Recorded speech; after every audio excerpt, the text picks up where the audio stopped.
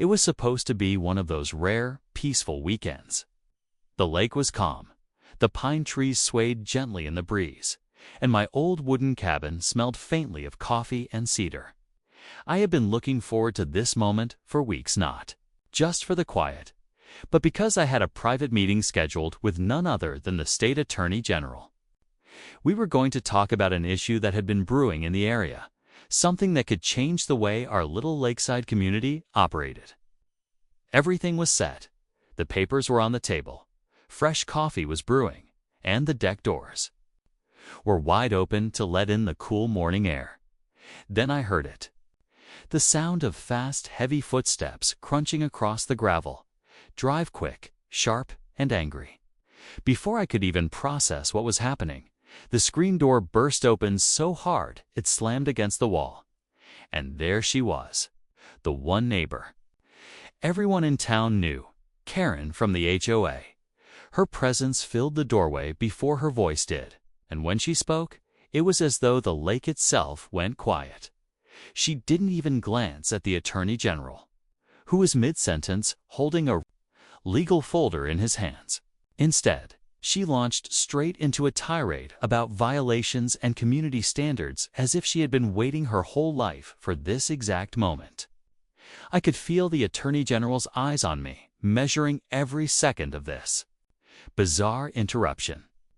The absurdity of it all hit me. Here I was, in what was supposed to be a high-level conversation about property rights and local policy. And my biggest obstacle had suddenly become an HOA. It's a complaint about my cabin's dock paint color. But there was something else in Karen's expression that unsettled me. She wasn't just here to complain. She seemed determined to stop this meeting altogether, and when she reached into her bag and pulled out a folded document, her voice dropped low, almost conspiratorial, as she said, "You don't know the whole story yet." That's when I realized this was about to turn into something much bigger than a neighborly dispute. Karen's eyes darted between me and the Attorney General, her grip tightening on that folded paper like it was some kind of weapon. I could tell she had been rehearsing this moment in her head. Her voice, sharp and certain, cut through the still air of the cabin as she started talking about hidden land use violations and undisclosed easements. I knew enough about HOA drama to tune most of it out, but something in the way she spoke made me pause. She wasn't just throwing out random accusations. She was hitting specific points: legal terms, dates, and names that I hadn't even mentioned to the Attorney General yet. It was as if she already knew the purpose of our meeting before she barged in. The Attorney General stayed calm, but I could see the subtle shift in his expression, the way his brow furrowed slightly as he glanced down at the folder in his hands. This wasn't just an awkward interruption anymore. Karen was trying to steer the conversation. And worse, she seemed to think she had leverage. I leaned back in my chair, studying her. For years, she had been the self-appointed enforcer of our HOA, handing out citations for everything from untrimmed hedges to Christmas lights left up too long. But this was different. Her tone wasn't petty, was calculated. "How exactly do you know about this?" I asked, keeping my voice steady. She smirked, tapping the folded paper against her palm. "Let's just say I've seen documents. You haven't. And if you think this meeting will go the way you planned, you're in for a surprise." The Attorney General glanced at me, clearly waiting for my reaction. Outside, the wind picked up, rattling the cabin windows. I had a sinking feeling that whatever was written on that paper was about to change everything Karen didn't hand me the paper right away. Instead, she walked slowly across the room, her shoes clicking on the old wooden floorboards, as if she wanted to make sure every second of her arrival stuck in my memory. The Attorney General kept his eyes on her, but his posture shifted, no longer relaxed, now guarded. I could tell he was assessing whether this woman was just another HOA busybody or someone with genuine information that could disrupt everything. She stopped at the edge of the table and tapped the paper twice before speaking again. "Do you know who really owns the land your cabin sits on?"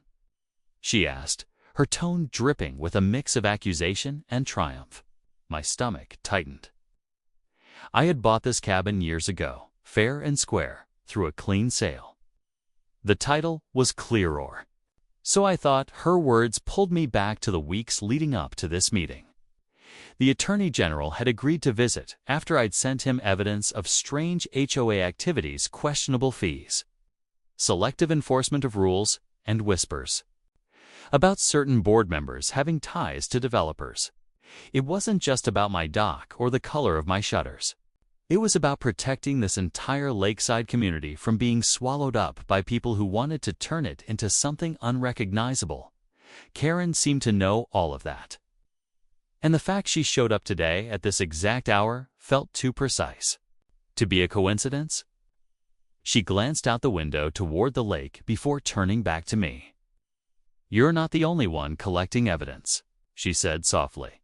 The Attorney General leaned forward, his voice calm but firm.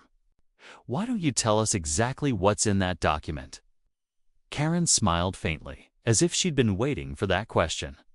"Because," she said, "once you see it, you'll understand why this meeting can't go the way you planned." Karen finally unfolded the paper with deliberate slowness, the sound of the creases cracking in the quiet cabin making my pulse quicken. Her eyes stayed locked on me, as though she wanted to see the exact second I realized what I was looking at. She slid it across the table, but stopped just short of my hand, forcing me to reach for it. The Attorney General leaned in slightly, his gaze narrowing on the document. I could feel the tension between the three of us thickening, the air in the room almost heavy. The lake outside shimmered in the midday sun, but in here it felt like a storm was brewing. I hesitated before touching the paper because something in Karen's expression told me that once I read it, there would be no going back. I've been on the HOA board long enough to know what's being hidden, she said, her voice low but steady. And I also know what's about to happen to this property, lest you stop this meeting right now.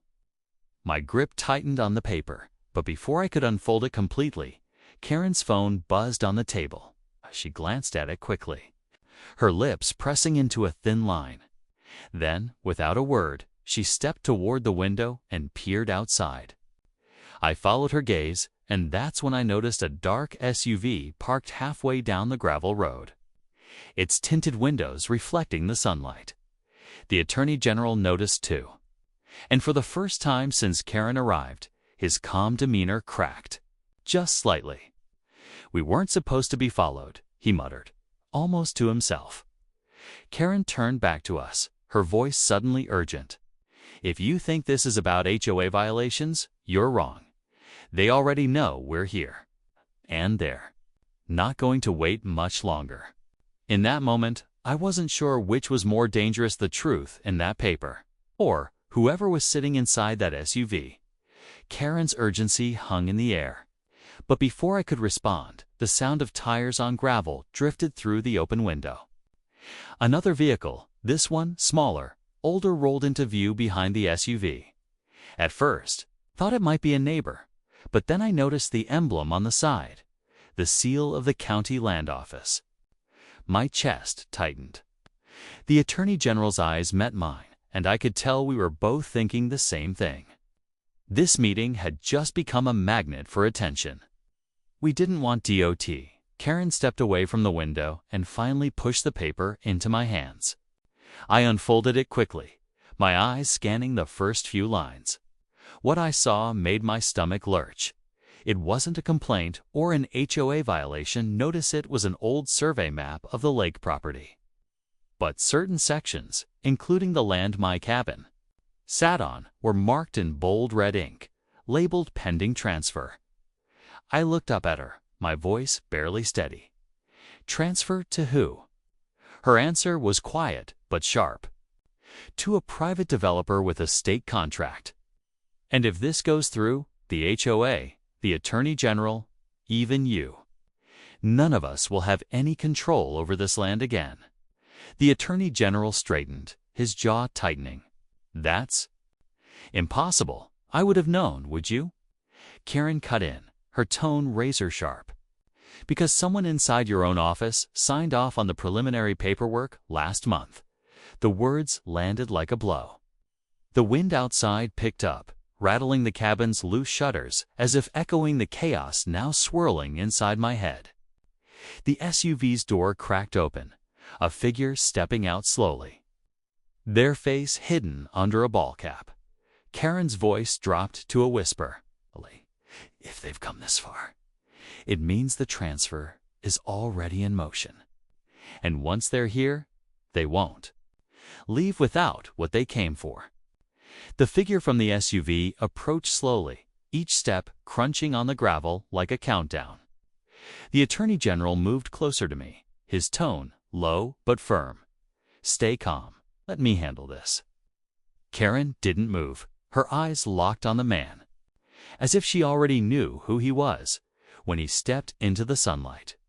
I saw his face, someone I recognized from a town meeting months ago. He was the same man who had quietly taken notes in the back when the HOA had been discussing future land improvements. Back then, I didn't think much of him. Now, with that map in my hand, his presence felt like the missing piece that connected everything.